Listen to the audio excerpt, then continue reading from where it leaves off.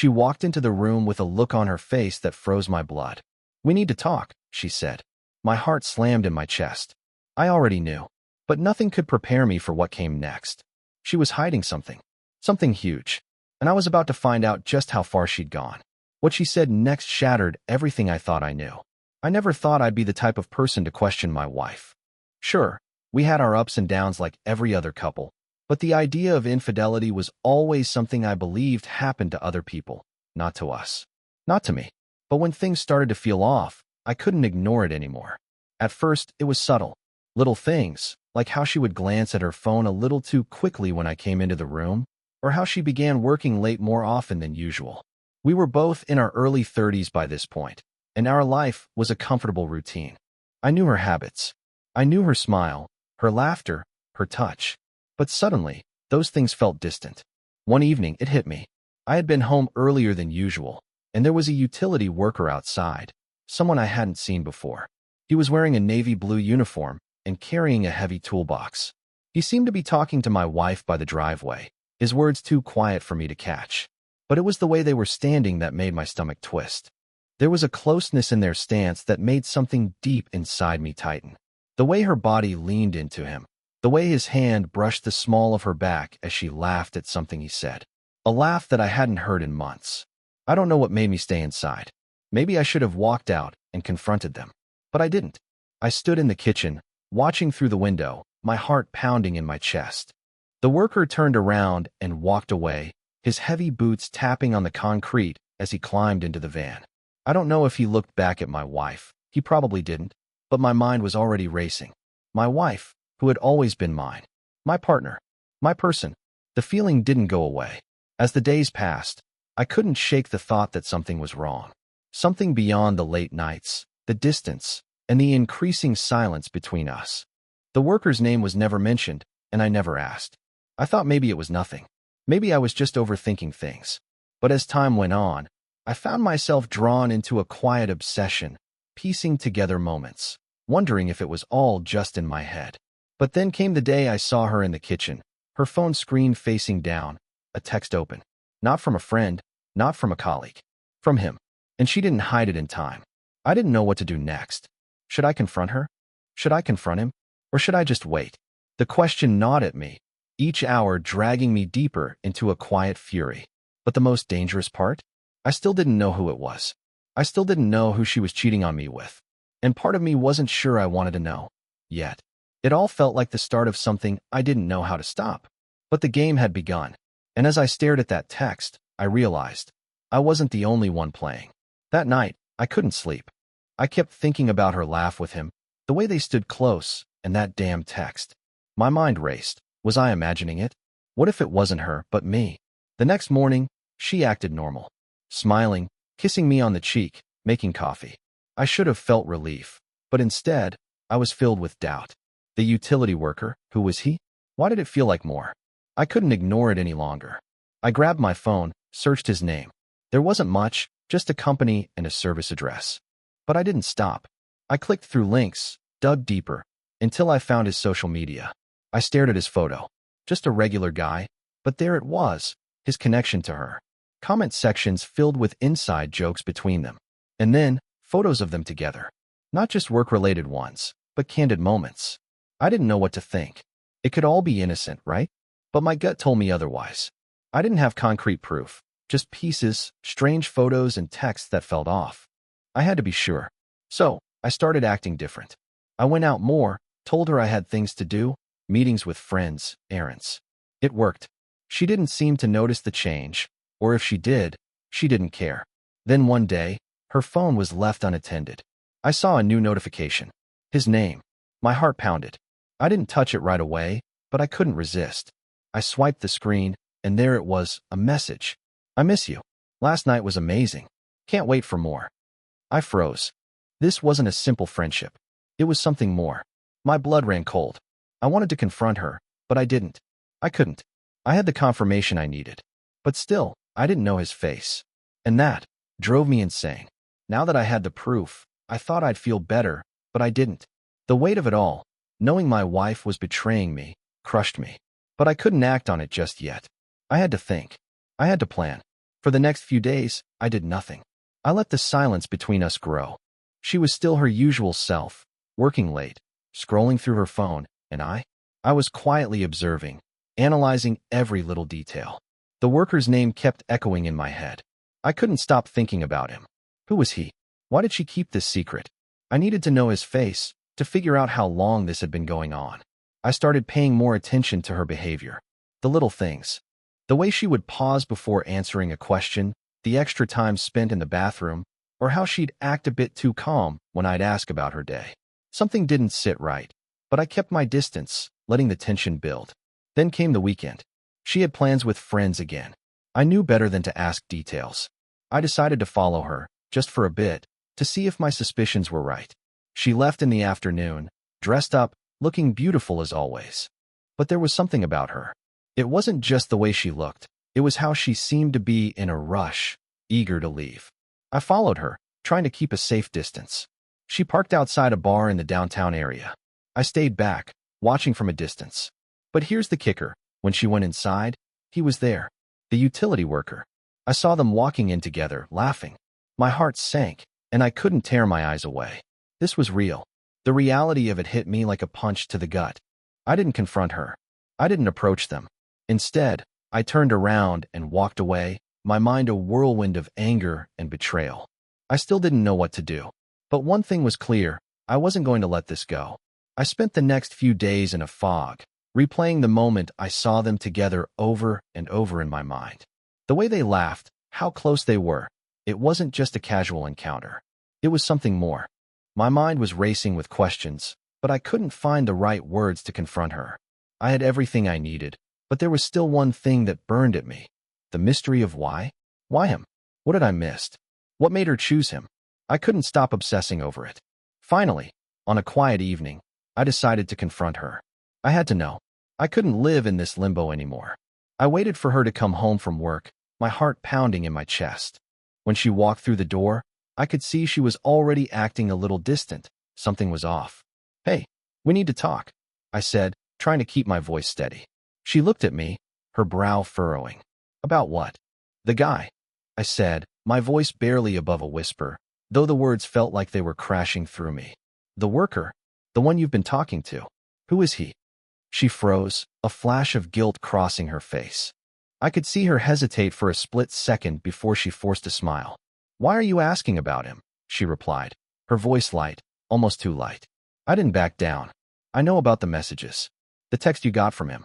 I know you're seeing him." Her face drained of color.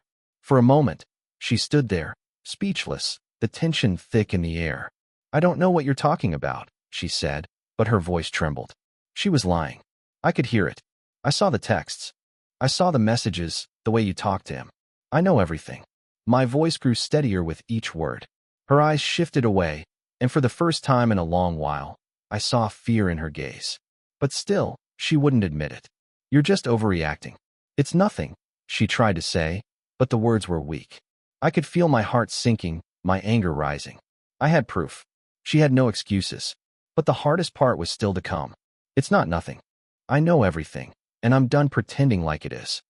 She finally broke, tears welling up in her eyes. "I didn't mean for it to happen. It just did. I'm sorry." But sorry wasn't enough anymore. The room felt suffocating. I stood there, waiting for her to say something more, anything that might give me clarity. But all I could hear were her shallow breaths, her apologies, and the hollow words that kept spilling from her lips. "I didn't mean for it to happen." She said it again, as if repeating it would somehow make it true. I wasn't ready to hear it. Not like this. Not from her. I took a deep breath, trying to steady myself. I wanted to scream, to shout, but I held it in. "How long?" I finally managed to ask, my voice raw. "How long have you been seeing him?" She hesitated, her eyes darting to the floor, avoiding mine. That silence spoke volumes. "Answer me," I demanded, my voice sharp. "A few months," she whispered, her head hanging low. "It started before the worker came to the house. I didn't plan it. It just happened. I didn't know what to do." A few months. My chest tightened at the realization. For months, she had been betraying me, lying, hiding, all while I was right there, oblivious. My mind couldn't process the depth of it. "And you thought?" "What?" That I wouldn't find out? I said bitterly, trying to hold back the flood of emotions. I didn't want to hurt you, she said, her voice shaking. I didn't want to lose you. It just spiraled. I got caught up. Caught up. Those words felt like daggers. Caught up in what? I asked, incredulous. In a lie? In someone else? I'm sorry, she choked out, her tears falling freely now. I never wanted to hurt you. I love you. But those words, they didn't feel real anymore. They felt empty. I could see it now. All the little signs, the changes in her behavior that I had brushed off. Each one a piece of the puzzle I didn't want to solve. She had been lying to me, to my face, for months. And I had trusted her. I had loved her. But now, I was left with the truth. The truth of what she had done, and the crushing weight of knowing it all along. Don't say you love me, I said, my voice barely a whisper. Because this isn't love. She looked up at me, her face full of regret. But I couldn't look at her the same way anymore. I turned and walked away, leaving her standing there, broken and apologetic. But for me, the damage had already been done. I didn't sleep that night. The silence between us was deafening. I could feel the weight of her words. I love you. But they didn't reach me anymore. All I could think about was how she'd hidden it from me for so long. How she'd betrayed the one thing I thought we had. Trust. The next morning, I avoided her. I pretended like nothing had happened, like I hadn't just found out the woman I thought I knew was living a double life. She tried to talk to me, tried to reach out, but I shut her down each time. I couldn't face her yet. She looked different now, her eyes, swollen from crying, her posture, defeated. But I didn't care. I didn't want to hear her apologies anymore. I didn't want to hear her excuses. She had made her choice. For the next few days, we both went through the motions. I pretended to go about my daily routine, while she lingered around, waiting for me to say something, anything. But I was numb. I couldn't make sense of it. The woman I had shared my life with, my partner, had thrown it all away for someone else. I couldn't shake the images from that night. The way she'd looked at me when I confronted her, the tears in her eyes, the desperate apologies. I wanted to feel something for her, to forgive her and move on, but every time I tried, I was reminded of the lies. Of the affair. One evening, as I was scrolling through the photos on my phone, my finger froze over one picture. A picture of her and him, taken at that bar I had followed her to. I hadn't even realized I'd snapped it. The proof was in front of me, clear as day. And that's when it hit me. I couldn't stay. I couldn't pretend this wasn't happening. I packed my things that night, silently, not wanting to wake her. It felt cold, mechanical, but I couldn't stay in a house that no longer felt like home. I left a note, nothing more than a few words. I need space. We'll talk soon. As I drove away, I felt a strange sense of relief. But I wasn't done yet. I still didn't know everything, and I couldn't let her off the hook that easily. I had a plan. It wasn't just the betrayal that stung. It was the deceit, the realization that I had been living a lie for months, maybe longer. I needed to understand the full extent of what had happened, why it had happened, and how long it had been going on. So, I made a decision. I wasn't going to confront her again, not yet. I needed to see if she was truly sorry, or if this was just her way of manipulating me, hoping I'd take her back without really changing. I knew her too well, and I needed to see how deep this ran. For the next few days, I stayed in a small rented apartment, far enough from the house to clear my head, but close enough to keep an eye on things. I wasn't sure what I was hoping to find, but part of me needed to see if she'd be different, if she'd do anything to prove she was truly remorseful. I started checking her social media. I knew it was invasive, but at this point, what was the line anymore? She'd crossed it when she started seeing someone else. I wasn't going to be the nice guy who trusted her blindly again. And there it was. Another message, this time posted on her Facebook wall. It was from him. It wasn't just a comment. It was a declaration. I miss you more than you know. The days without you feel so empty. I felt my chest tighten. She had gone from hiding to publicly flaunting it. And I hadn't even confronted her yet. She hadn't learned. She hadn't changed. I knew what I had to do now. I wasn't going to play her game. I had to hit her where it hurt, where it mattered. I couldn't just leave it all behind without showing her the consequences. The plan I had started to form in my mind began to take shape. She needed to feel the weight of what she had done. It wasn't about revenge, it was about closure. I needed to know I wasn't just being used. And, more importantly, I needed to be the one in control for the first time in months. I wasn't going to fall for her act anymore. A few days passed. I stayed away from her, but I couldn't stop thinking about the messages, the lies, and the image of them together. Everything felt like a surreal nightmare I couldn't wake up from. The plan I had in mind wasn't about hurting her. It was about taking back control, about getting answers, and about understanding why she would do this to me. I decided to go back to the house. Not to confront her immediately, but to observe, to understand. She was still texting him. I could feel it. I didn't know how far things had gone between them, but I had a sinking feeling that I was about to find out. I pulled into the driveway, my heart pounding in my chest. The house looked the same. Nothing had changed. But everything felt different. Cold. Distant. It wasn't the place where we had built our life anymore. I walked inside, as quietly as I could, avoiding the creaky steps. She was sitting on the couch, phone in hand, her eyes focused on the screen. For a moment, I just watched her, unsure of what to say, how to act. The woman I had known for so long was gone. In her place was someone else, someone I didn't recognize. She looked up at me, her face pale. "What are you doing here?" she asked, her voice shaky. There was fear in her eyes. Maybe guilt. "I came to get my things," I replied, my voice flat, controlled. "But there's something else I need to know."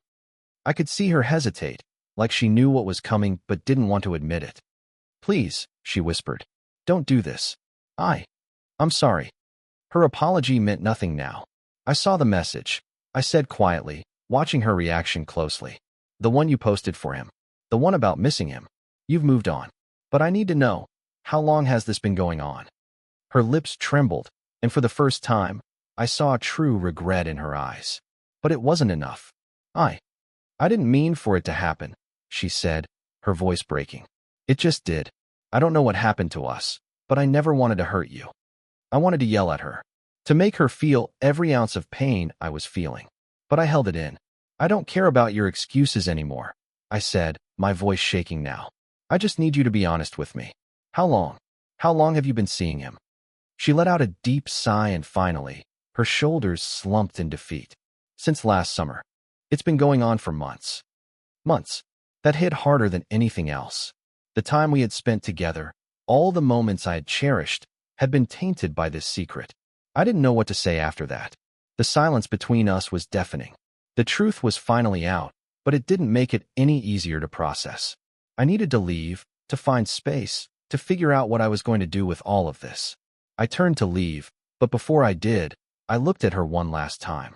"I hope you realize what you've lost," I said, my voice barely a whisper. And with that, I walked out. The days that followed were filled with a strange sense of detachment. I stayed at the apartment, replaying everything over and over in my mind. Her face when I confronted her, her tears, her weak apologies. But none of it mattered. The truth was out, and nothing she could say would undo what she'd done. I went back to the house the next week to pick up the rest of my things. The tension between us was unbearable. She was still trying to talk, trying to apologize, but I couldn't listen anymore.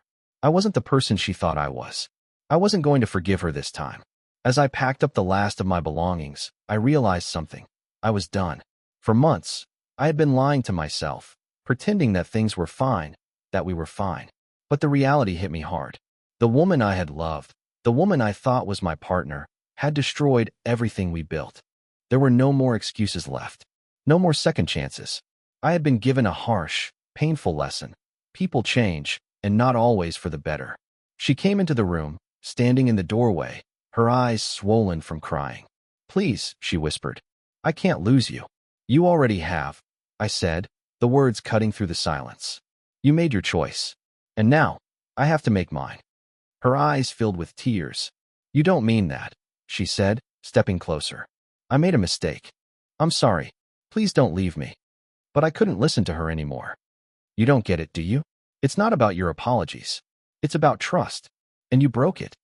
I walked past her without looking back. I wasn't angry anymore. I was numb. There was no room for us to rebuild, not after everything that had happened. I left the house with no intention of ever returning. The truth had finally set me free. As I drove away, a strange sense of calm settled over me. For the first time in a long while, I felt in control. I wasn't going to be held hostage by the past anymore. The next chapter of my life was starting, and I was ready for it. Leaving her behind was supposed to feel liberating, but it didn't. It felt empty. like I was standing at the edge of something unknown, with no clear path forward. I had all this freedom now, but it didn't come with the joy I had imagined. The first few days in my new apartment were strange. I didn't miss the arguments, the tension, the quiet distrust. But I did miss the quiet moments, the familiarity of her presence in the house, the small gestures, the daily routine we had shared for years. I hadn't realized how much those moments had meant until they were gone. I stayed busy. I worked. I tried to fill the empty space with distractions, anything to avoid facing the reality of what had happened. But the loneliness was suffocating. No matter how hard I tried, I couldn't outrun the thoughts that crept into my mind late at night. The what-ifs and the whys.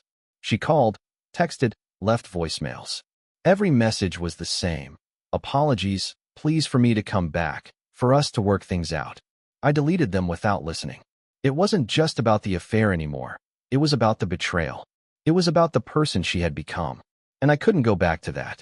One afternoon, I was out grabbing coffee when I ran into an old friend, someone I hadn't spoken to in years. We caught up for a bit, talking about work and life, and for the first time in a long while, I felt a spark of something, human connection. It was a small thing, but it felt like a glimmer of hope in the darkness. Maybe I wasn't as alone as I thought. A few days later, I saw a message from her on my phone again. This time, there was no pleading, no promises, just a simple sentence that struck me harder than I expected. I see now what I've lost. I'm sorry. I truly am. For a moment, I wanted to call her, to tell her how much it had hurt, how much it still hurt. But I didn't, because I realized something important. I had moved on. Not physically, not yet, but emotionally. I was starting to let go. The road ahead wasn't going to be easy, but for the first time since all of this began, I felt like I was walking it on my terms. And maybe, just maybe, that was enough. It's strange how much you can change in such a short time. A week ago, I couldn't imagine life without her. Now, it felt like a distant memory, something that belonged to another version of myself. A version that didn't know the truth, didn't feel the betrayal. I started focusing on myself, something I hadn't done in years. I went back to the gym. I picked up hobbies I had neglected. I spent time with friends. It wasn't that I was trying to avoid the pain. It was that I finally felt like I deserved to heal. I'd spent so long trying to fix things for someone else, for us. But now, I had to fix me. The loneliness didn't go away immediately, but it became easier to handle. I started to enjoy the quiet, the peace. I realized how much of my life had been consumed by the constant anxiety of wondering if she was being truthful. Now, that burden was gone. Then, one evening, I went to a local bar to meet a friend. As I walked in, I felt the familiar hum of nervous energy that comes when you're stepping into a place that's not yet a part of your routine. It was nice to feel that again, like stepping into a new chapter of life, ready to see where it took me. And that's when I saw her. I don't know why I wasn't expecting it, but there she was, sitting at the bar with a drink in her hand, laughing with a group of people. For a split second, time froze. I could feel the old emotions rush back. Anger, sadness, regret. But just as quickly, they faded. They didn't hold me captive anymore. She saw me too. Her face changed instantly. That flash of recognition, followed by guilt. She froze, then quickly turned her gaze away, as though she didn't want to acknowledge that I had seen her. I didn't feel the need to confront her. I didn't feel the need to make her feel anything. I simply walked past her, my eyes on the door, heading toward a future that no longer included her. As I walked outside, the cool night air hit my face, and I breathed in deeply, feeling lighter than I had in weeks. I was free. After seeing her that night, something shifted in me. I wasn't angry anymore, and I certainly didn't feel the need to get back at her. All the feelings that had consumed me, the hurt, the betrayal, the confusion, slowly started to fade. I realized that the worst part wasn't what she had done. It was how I had allowed it to change me, how I had let it pull me down for so long. I began to see everything differently. For the first time in a long while, I was looking at my own life, not through the lens of what had gone wrong with us, but through the lens of what I could still make right for myself. I started making plans. I wanted to travel, to explore places I'd always wanted to go but never had the time to. I signed up for an art class, something I had put off for years because it didn't seem practical. I found myself doing things I hadn't even known I missed, just because I could. I began to reconnect with the world outside the bubble I had been trapped in. In some ways, I felt like I was rediscovering myself, like I was seeing the person I used to be before the weight of the relationship had settled on me, before the doubt had crept in. One day, I ran into an old acquaintance at the grocery store. She was someone I had known casually years ago, but we hadn't spoken much since. We chatted for a few minutes, catching up on life. There was something easy about it, something familiar. She wasn't asking about my ex-wife or my past. She was just talking to me as if it was any other conversation. As we said goodbye, she looked at me with a smile and said, "It's good to see you smiling again." For a second, I almost didn't know how to respond. It was strange to hear someone else acknowledge the change, but it was also comforting. That night, I reflected on the words she'd said. Smiling again. It wasn't just about finding happiness, but about finding peace. And maybe, just maybe, I was finally starting to find it. I still didn't know what the future held, but for the first time, I wasn't afraid of it. I had let go of the past, and in doing so, I was finally opening myself up to whatever came next. As time went on, I started to settle into a new rhythm. Life was slowly becoming something I could enjoy again, something I wasn't constantly looking over my shoulder at. The scars from my marriage weren't gone, but they had begun to fade, and the weight of it all wasn't as heavy as it once was. But, of course, life has a way of throwing curveballs when you least expect it. One evening, as I was sitting at home, enjoying a rare moment of peace, my phone buzzed on the table. I glanced at it, expecting it to be a text from a friend or a work message, but the name on the screen froze me in place. Her. I hadn't heard from her in weeks. The silence between us had been thick, and I had begun to hope it would stay that way. My finger hovered over the screen, and for a moment, I just stared at her name. I didn't know what I wanted from this call, but I knew I wasn't ready for it. I let it go to voicemail. A few minutes later, I played the message. "Hey, it's me." Her voice was shaky, hesitant. I don't really know how to say this, but I've been thinking about everything. I know I've hurt you beyond measure, and I know I can't take it back, but I just wanted you to know that I'm sorry. I don't expect anything from you, but I needed to say it." I could hear the sincerity in her voice, but it wasn't enough anymore. I wasn't angry, but I was done. The apology, as much as it may have been genuine, didn't change the fact that she had broken something in me that couldn't be fixed. I sat there for a long time, letting the message play over and over in my mind. But as I listened, a strange clarity washed over me. Her apology wasn't about me anymore. It was about her healing, about her need for closure. I didn't need that closure. I had already let go. I didn't call her back. Instead, I put the phone down, grabbed my jacket, and went for a walk in the cool evening air. The streets were quiet, the world moving on, and for the first time in months, I felt at peace. The past was still there, a part of me I'd carry forever, but it no longer defined me. The weeks passed, and I felt myself shifting even more. The weight I'd carried for so long was gradually becoming something I no longer recognized. I was moving forward, not because I had to, but because I was finally ready to. I focused on small things, eating healthier, spending more time outdoors, reaching out to old friends I hadn't spoken to in years.